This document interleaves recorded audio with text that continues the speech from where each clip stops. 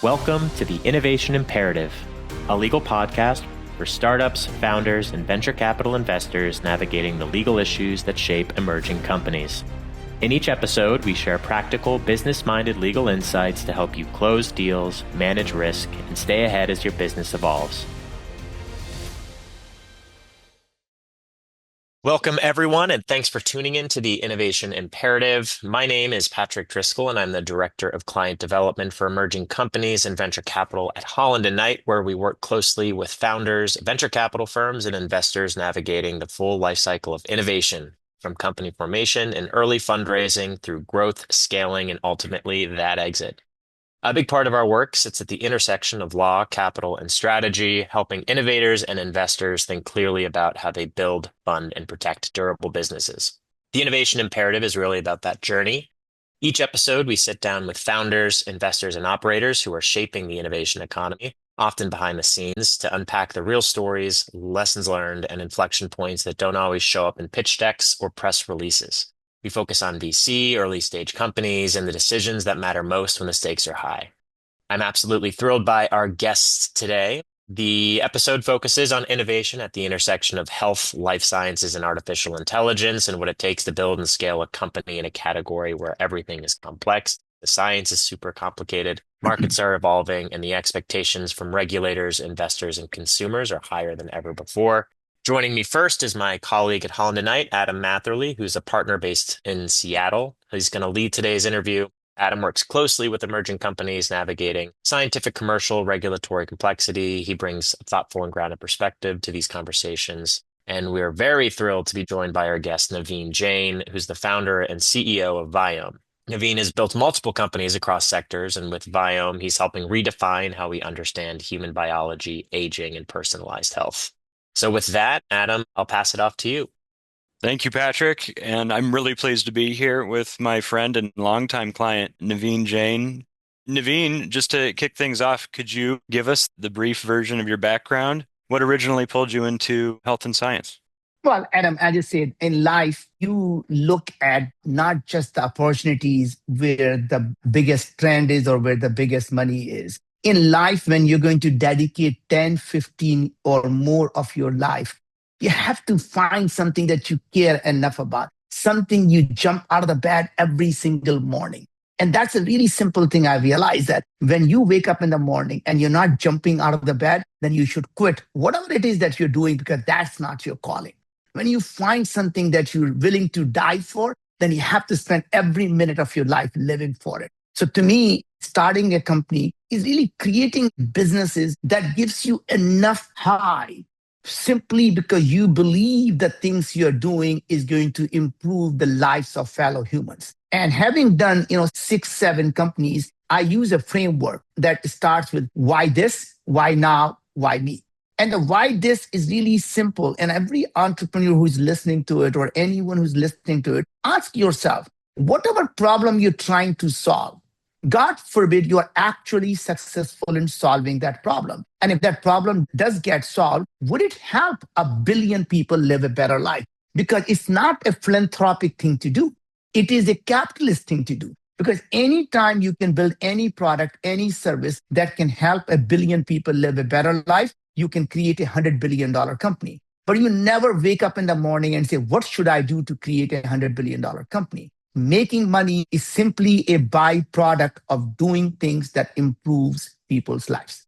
You have to stay focused every day. What can I do to improve the fellow humans' lives? And one day you wake up and say you have this amazing company that you created because you stayed focused on your goal of making lives better.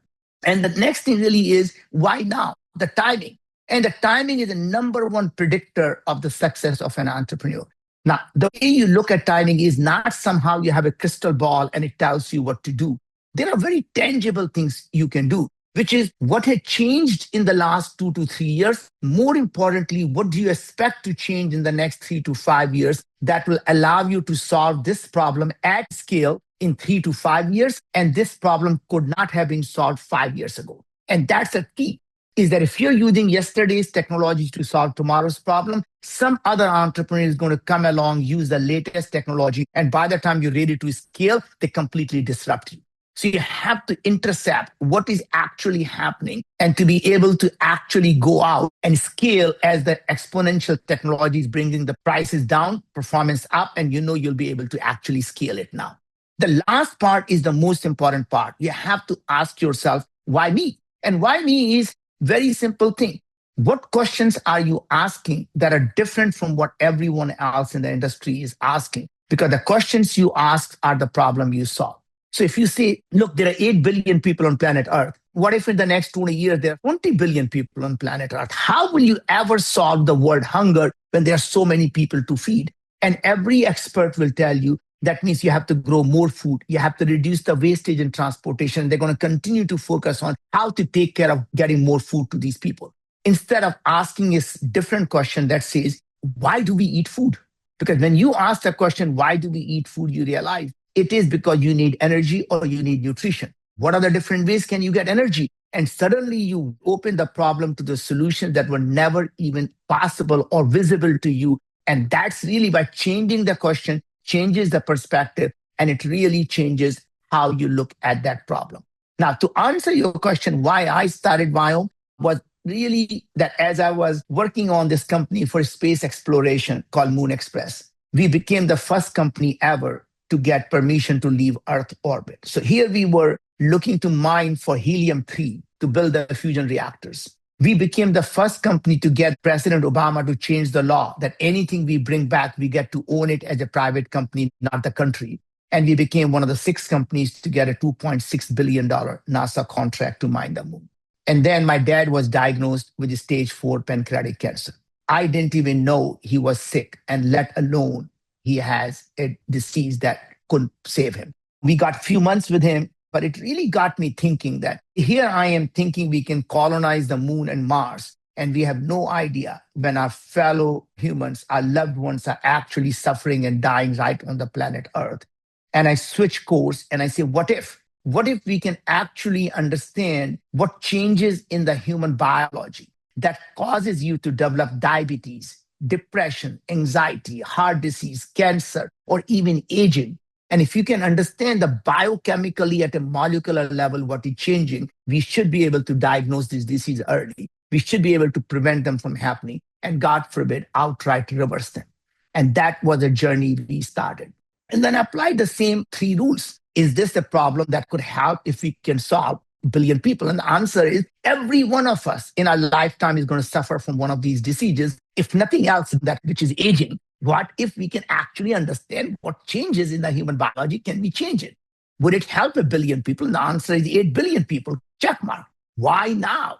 And we realized to solve this problem, you have to do 3 things. Digitize the human body, process massive amount of data, and then use AI to solve this problem. And it turns out the cost of digitization is coming down, cost of processing is coming down, AI is becoming more and more powerful. We realize the time to solve this problem is now. And the best thing really was, why me? We noticed that everyone in the industry was focused on asking the same question, which is, I want to know about your DNA, your genes. And we realized that your DNA never changes when you gain 200 pounds. Your DNA doesn't change when you become diabetic. Your DNA doesn't change when you have depression or anxiety. As a matter of fact, your DNA doesn't even change after you die. If you can look at the DNA of dinosaurs, it's still the same DNA. So if DNA can't even tell you you're dead or alive, how will it ever tell you you're healthier or sicker? And we thought the thing that's constantly changing is your RNA. And what if your gene expression can be measured, not just your genes, then we can solve this problem.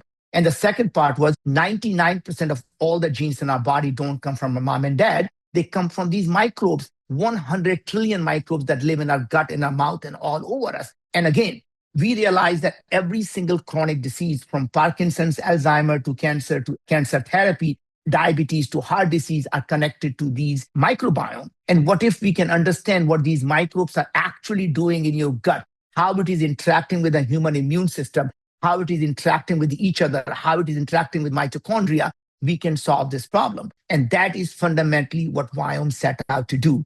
And Adam, as you've seen us in the journey over the last 10 years, you will see now we have done 1.5 million tests, collected over 400 quadrillion biological data points. And what we are able to do is really simple. For every single person who gets a Viome test, we analyze the spit of their saliva, touch of their stool, and 4 drops of their finger prick blood at kit that is delivered to your home. We look for 100 million biomarkers. And based on that, we can tell you what is happening inside your body, your biological age, your cognitive health, your heart health, your oral health, your gut health. And then we can go as nerdy as you want from your uremic toxin production to your LPS production. But for most users, what they care about is what do I do? So we tell them, don't eat this food. Don't eat avocado because your uric acid production is too high. And here is the science paper if you want to learn more. Or in addition to eat these food, here's why. Here's the science paper. We tell you every food you need to eat, why, in a science paper, every food you shouldn't eat. And then we walk you through every single nutrient your body is lacking. Take 22 milligram of lycopene, take 89 milligram of amylase. So every vitamin, mineral, herb, digestive enzyme, amino acid, and we custom formulate that for you individually every month. There is no pre-made formula. There is no pre-made capsule. So we give you a personalized supplements, personalized probiotics, personalized oral lozenges, personalized toothpaste. And when you follow this routine, in 90 days, we did double-blinded placebo-controlled studies that shows people who follow it for 90 days, their HbA1c, they were pre-diabetic, became healthy, HbA1c down by 0.42. If you had IBS, which is 15% of the population that suffers from constipation, bloating, stomachache, 64% of the people became healthy compared to 10% on placebo. And 57% of the people who had depression or anxiety became healthy compared to 28% on placebo. So when someone says, is food the medicine that Hippocrates says, we can now prove that food is indeed the medicine that can help you with all of these chronic diseases. So that's your long answer to your short question. That was fantastic. That is where Viome is today. I just took the test for the first time, remarkably, towards the end of last year, and the breadth of insights is almost overwhelming if you look at each individual piece. But I want to go back to the very beginning. Given where you are now, what were the biggest challenges that you faced early on? The first thing was, even though it sounded really easy to say, let us analyze RNA.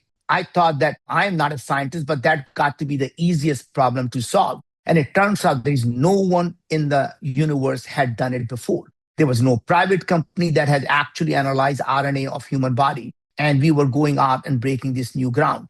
I thought it'd be really easy. I'll go to Stanford, I'll go to MIT, and then someone would have solved that problem. I went to Lawrence Berkeley, Lawrence Livermore, I went to NASA, and nothing was done. And finally, I found myself at Los Alamos National Lab.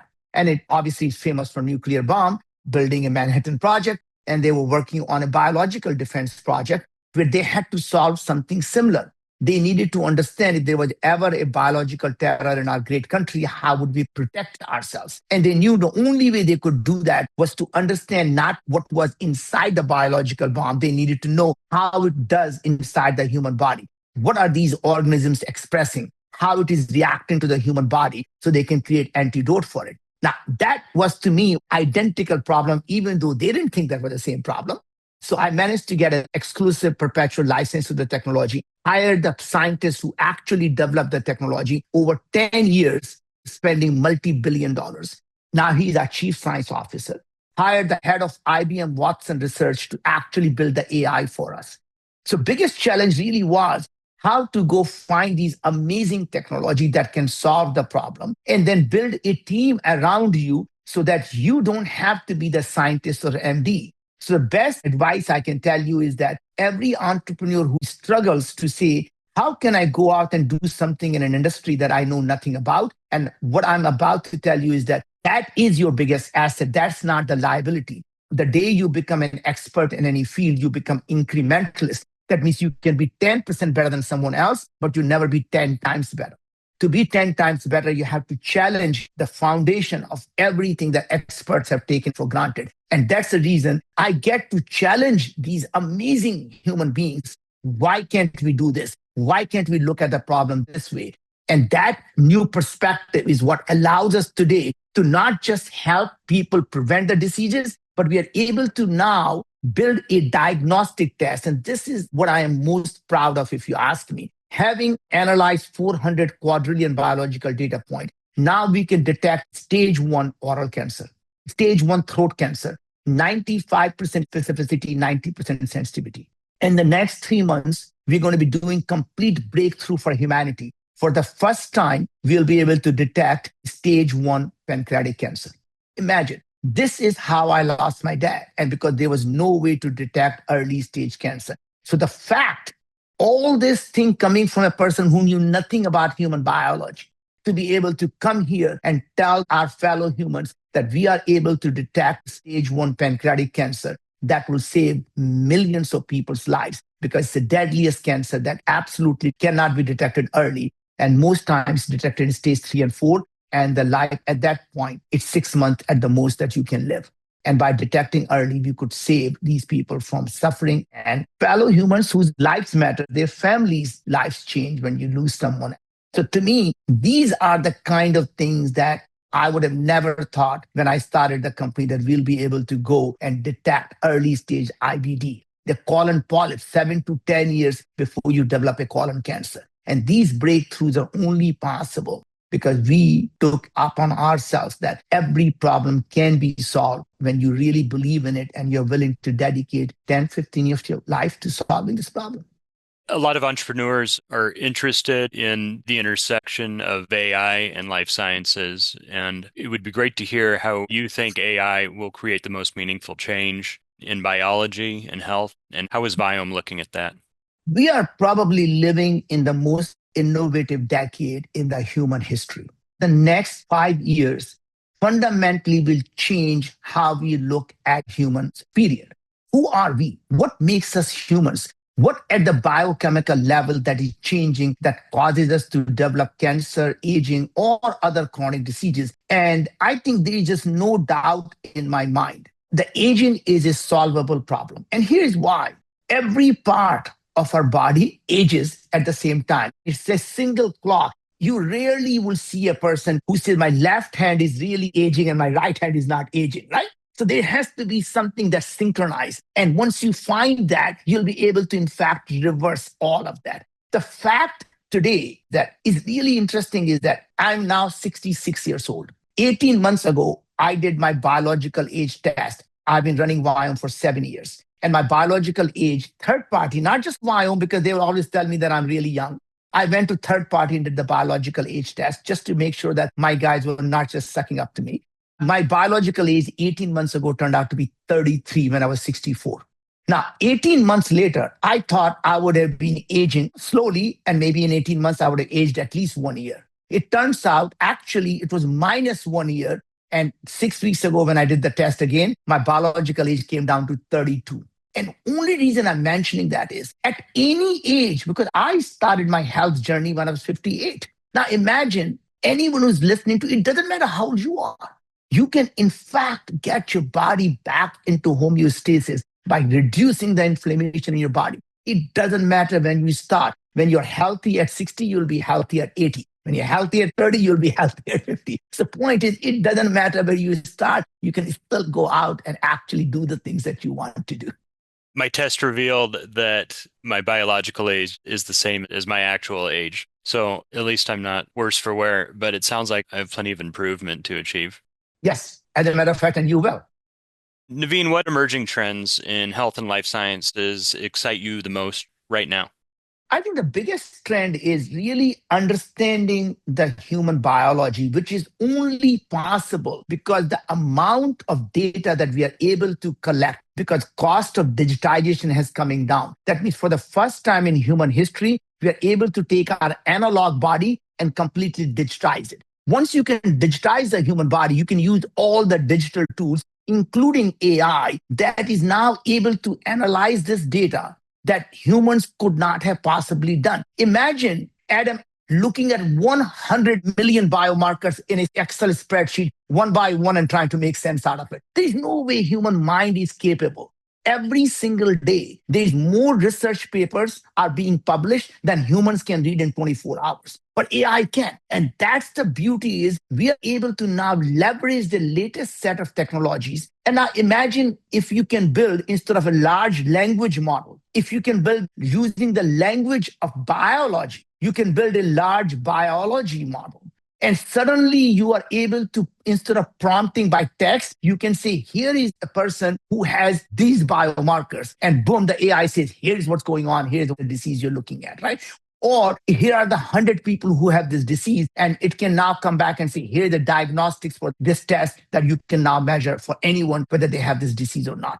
All these things are for the first time possible. And once you know what is causing the disease to happen, now you can look at every pathway that is implicated in a disease. And now you can look at building a drug that can actually implicate that pathways. And the fact we are able to look at the food to impact these pathways, that means you're able to do the human trial, whether your hypothesis is correct or not, by using the food as a medicine. And then you can build a drug that can be even more effective in a higher concentration when you know this thing actually works, right?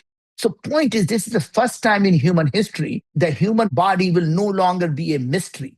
We will understand what causes us to become conscious, what causes us to have this feeling of I'm in love, what causes us to believe that this is what is happening. And as we start to understand these emerging phenomena, or what causes us to develop diabetes or heart disease or cancer or aging, we will be able to, in fact, prevent it from happening and reverse it. And that, to me, is the biggest thing you're seeing, is that healthcare is going to be completely changed. And here's my prediction, that more and more of the healthcare will be delivered at home and not at the hospitals. And the medicines of the future are not going to come from pharmacy, but are going to come from a farm.